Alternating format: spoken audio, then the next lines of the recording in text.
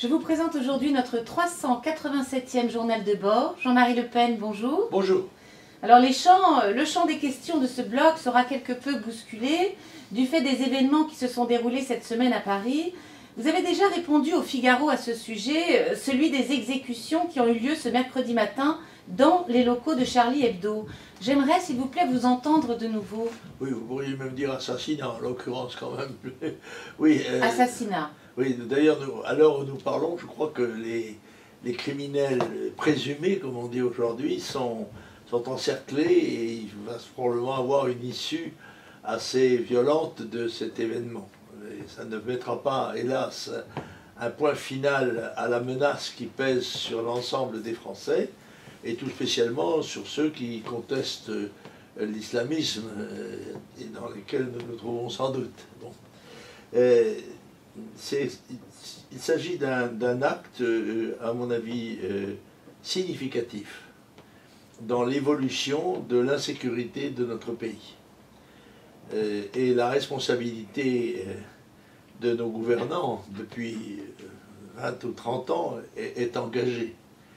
Car il est évident que ce phénomène terroriste est lié d'abord au phénomène de l'immigration massive. Il y a en France probablement plus de 15 millions de gens qui sont entrés en l'espace de 40 ans.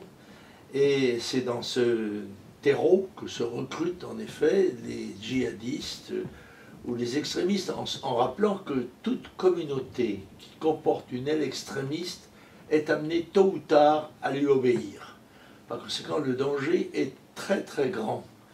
Et le fait qu'ils aient frappé un journal d'extrême gauche, qui les caricaturait de façon quelquefois à leurs yeux blasphématoire, en tout cas. Les catholiques admettaient assez bien que l'on veuille patafioler le pape par le dessein, mais il semble que les musulmans soient un peu plus susceptibles sur la dignité de leur religion. C'est comme ça. Enfin bref, quoi qu'il en soit, ce sont des Français qui ont été tués en plein cœur de Paris. Et c'est un défi d'une grande dimension. C'est un avertissement à notre pays, à notre peuple, à notre gouvernement. Le gouvernement ne l'entendra pas. Il n'y a pas de pire sourd que celui qui ne veut pas entendre, et ils ne veulent pas voir et ils ne veulent pas entendre. On voit bien qu'ils minimisent tous les faits criminels de ce type, précisément parce qu'ils ne veulent pas ou ne peuvent pas prendre les mesures d'autorité qui seraient nécessaires pour protéger les Français contre l'insécurité. Oui, alors 2 policiers ont été tués lors de cette attaque, dont un achevé minutieusement. Pourquoi, selon vous? À mon avis, je pense que ce malheureux qui était un vététiste, je pense que c'était un arabe. Ahmed. Et c'est pour ça qu'ils ont probablement tiré une balle dans la tête pour parfaire leur crime. C'était pour eux une circonstance aggravante. Et je crois que ça peut être ça, même je n'en sais rien après tout. Et en tous les cas, ils ont fait preuve de sang-froid, de décontraction même on peut dire, ce qui prouve que ce sont des gens qui sont aptes à ce genre d'opération. Ce que je crains, c'est que ça fasse naître des vocations. Et que dans un certain nombre d'endroits, on croit que le temps est venu de se lancer dans le djihad, et même maintenant il n'y a plus besoin d'aller en Syrie, on est déjà sur place en quelque sorte. Et on a les armes qu'il faut à disposition. Absolument. Bien, alors une grande marche républicaine à l'initiative des socialistes se déroulera dimanche à Paris. Tous les partis politiques y sont invités, à l'exception du Front National. Alors, quid de l'Union nationale, Jean-Marie? Oui, parce qu'il y a en effet une ambiguïté qui tient à l'emploi des 2 termes. En effet, l'Union nationale, évidemment, comporte le parti national, le Front national. Et la marche républicaine permet aux gens du système de rester entre eux, en quelque sorte, et de mettre le Front National à l'écart. C'est ce qui s'est fait. Et de toute évidence, la gauche entend tirer de cet incident qui a déclenché une grande émotion populaire d'ailleurs orchestré par tous les médias. Je reviendrai sur le sujet si vous permettez. Et ils comptent se servir de ça pour essayer de redorer leur blason bien terni dans les événements récents. Alors, la manière dont tout cela est orchestré me rappelle des manifestations du même type qui furent organisées avec la complicité des médias, y compris des médias de droite, lors par exemple de l'affaire de Carpentras, oui, où le Front National fut accusé d'avoir violé une sépulture dans un cimetière juif, alors qu'il était parfaitement innocent. Rappelez-vous la manifestation avec le président de la République, pour la première fois dans l'histoire de la République, à la tête d'une manifestation qui comportait pratiquement les mêmes que ceux qui sont aujourd'hui invités à défiler dimanche. Et puis il y a eu le 2002, ce fut exactement le même phénomène. Rassemblement orchestré par toute la presse, avec n'est-ce pas, tous, et aujourd'hui c'est nous sommes tous Charlie, je suis Charlie. Eh bien moi, je suis désolé, je ne suis pas Charlie. Et autant je me sens touché par la mort de 12 Français, 12 compatriotes français, dont je ne veux même pas savoir l'identité politique, encore que je la connaisse bien, qu'elle soit celle d'ennemis du Front National, qui en demandait la dissolution par pétition, je le rappelle, il n'y a pas tellement longtemps que ça. Bon. Mais je ne me sens pas du tout l'esprit de Charlie. Je ne vais pas, moi, me battre pour défendre l'esprit de Charlie, qui est un esprit anarcho-trotskiste, parfaitement dissolvant de la moralité politique.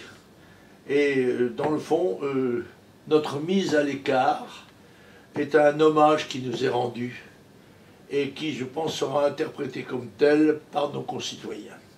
Je pense que ceux-ci auront l'occasion, s'ils le souhaitent, de manifester leur opinion dans les urnes, quand ils sont convoqués pour le faire, et ils le sont, écoutez, dans une partielle législative, là, dans quelques jours, ils auront peut-être l'occasion de dire ce qu'ils pensent de cette manière de faire, et qui est évidemment une manière d'affaiblir considérablement la réaction de la nation, qui devrait être unie. Ce qui est aussi scandaleux, d'ailleurs, c'est ceux qui vont accepter de participer à cette manifestation tout en déplorant publiquement que le Front National en soit écarté. Bien, alors Paris, hier matin, porte de Châtillon, hier, une femme policière tuée à bout portant par un individu qui ensuite a pris la fuite, et sans raison apparente. Y voyez-vous un lien avec l'affaire précédente? Tout à fait. Et je crois que contrairement à ce qui est affirmé, il y a un lien. Ce que je crois, c'est que la consigne générale qui a été donnée par El-Baghdadi, n'est-ce pas, c'est tuer par les moyens qui sont les vôtres, par la voiture, par le couteau. Et je vous noterai très curieusement que dans l'affaire de l'attentat au couteau, on n'a jamais dit que ce couteau était un couteau de boucher de 30 cm de long, car si on l'avait dit, la volonté criminelle était évidente, on ne se balade pas avec un couteau de boucher dans son sac quand on a l'intention d'aller faire des sandwichs. Bon. Et on ne l'a pas dit du tout, jamais, même pas la police l'a dit. Bon. Par conséquent, je pense que maintenant, un certain nombre d'individus vont se trouver appelés, en quelque sorte, à agir. Et là, je crois que c'est un cas comme ça. Il s'est dit, le djihad a commencé, hein, bon ben, moi je mets mon gilet pare-balles et je me paye un flic, le premier que je vois, cette malheureuse stagiaire d'une vingtaine d'années qui en a été la victime, mais ceci va se multiplier, bien évidemment, oui. Et la France va s'apercevoir que la politique de réduction des crédits militaires, réduction des effectifs de l'armée, réduction des effectifs de la police et de la justice, tout ça va nous mettre dans une situation extrêmement préoccupante sur le plan de la sécurité. Et ce sont ces gens-là qui vont défiler, alors que ce sont les pompiers incendiaires, ce sont ceux qui sont responsables de la situation actuelle, qui vont essayer de tirer la couverture politique à eux. Il y a de quoi vomir. Hein. Oui, c'est même qui encourageait donc les djihadistes français actuels à partir faire le djihad en Syrie. Non, non, non, non. Ils ne partiront plus en djihad, faire le djihad en Syrie. Ils vont faire le djihad en France. Bien, alors la France, pour en revenir à elle, a perdu une place dans l'échelle économique mondiale, devancée désormais par le Royaume-Uni. Cela vous étonne-t-il? Non, pas du tout, parce que d'abord le Royaume-Uni n'est pas dans l'euro, la zone euro, c'est un avantage qu'il a. Il a pris ses distances avec l'Union européenne, et à mon avis, ça permet à son économie de se mieux porter que la nôtre. Je pense que nous n'avons sans doute pas fini de descendre les échelons de la décadence économique, comme ceux d'ailleurs de la décadence morale, politique. Alors revenons au vœu de François Hollande, que j'imagine vous avez regardé. Alors, si oui, qu'en avez-vous retenu? Si je veux dire, c'est un long ruisseau tranquille, où Monsieur le Président de la République c'est en quelque sorte offert des vœux à lui-même, puisque son discours pouvait se résumer à « je souhaite, je nous souhaite, je me souhaite que les choses aillent mieux ». Il n'a annoncé évidemment aucune décision courageuse, ça nous aurait étonné, mais il s'est borné en effet à exprimer des sentiments banals comment dirais-je, des sentiments annuel, bonjour monsieur, au revoir, mes meilleurs vœux, et vous aussi chère madame, etc. C'est un peu ça, voilà. On ne se souvient de rien quand on a écouté François Hollande.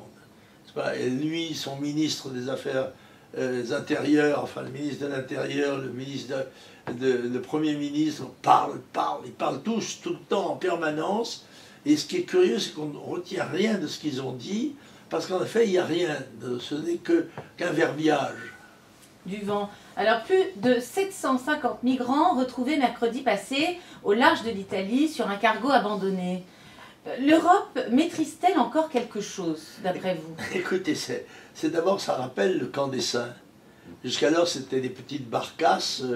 Là, maintenant, c'est l'image du camp des Saints, ces cargos arrivant chargés de passagers clandestins et se jetant sur nos côtes. Ça s'est déjà produit très près de Toulon, sans que l'amiral d'ailleurs de Toulon s'en soit rendu compte. Mais enfin, non, ce qui est grave, c'est que, contrairement à ce qui est dit, ce ne sont pas des femmes et des enfants qui arrivent. Ce sont des hommes, généralement, qui avouent avoir payé leur passage 4, 5 ou 6 000 euros. Dans des pays qui sont ravagés par la misère, ou bien alors ça fait partie d'une catégorie sociale tout à fait supérieure, ce qui est un peu étonnant quand même, ou bien ça veut dire que le prix de leur passage est assuré par quelqu'un d'autre. Et c'est-à-dire qu'ils sont envoyés là, n'est-ce pas, comme migrants professionnels en quelque sorte. Et dans leur rang peuvent se cacher toutes sortes de gens extrêmement dangereux pour nous, puisque par la technique de l'asile, ils sont accueillis d'une manière beaucoup plus favorable et avec moins de précautions que ne le sont des gens qui franchissent la frontière de façon clandestine en quelque sorte. Oui, alors l'affaire du bébé Rome, si vous voulez bien y venir, auquel un maire de l'Essonne avait refusé une sépulture dans le cimetière de la ville qu'il administre. Cette affaire vous a-t-elle horriblement choqué? Non, pas horriblement, mais enfin, c'était un peu choquant tout de même de voir que une petite fille catholique de 2 mois et demi ne puisse pas trouver une place dans un des cimetières de notre pays. Je pense que ce sont des grossièreté d'exécution qui est responsable de ça et qui a évidemment été exploité largement compte tenu du fait qu'il s'agissait d'un maire d'hiver droite. Je voulais, en revenant un petit peu en arrière, vous parler de l'histoire de Charlie Hebdo, je me pose la question de savoir, pensez-vous, si jamais ce crime avait eu lieu à minute, ou même à valeurs actuelles, pensez-vous qu'il y aurait eu une telle mobilisation populaire et politique autour de l'événement? Moi, je ne crois pas. Moi non plus.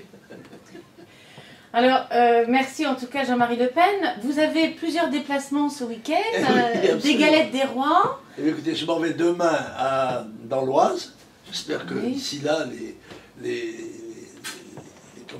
drames auront cessé dans la région, que les routes ne seront pas barrées par la gendarmerie. Les routes Picardes et À dimanche. Clermont-de-Loise, et puis dimanche à Tarascon, chez Oui. Madame Lopi, qui, je crois, nous a préparé d'ailleurs une réception de qualité. Bien, ben, je vous remercie infiniment et nous nous retrouvons donc la semaine prochaine. Et renouvelons nos voeux de bonne année à nos concitoyens et en particulier à tous les frontistes qui nous écoutent. Merci. Au revoir.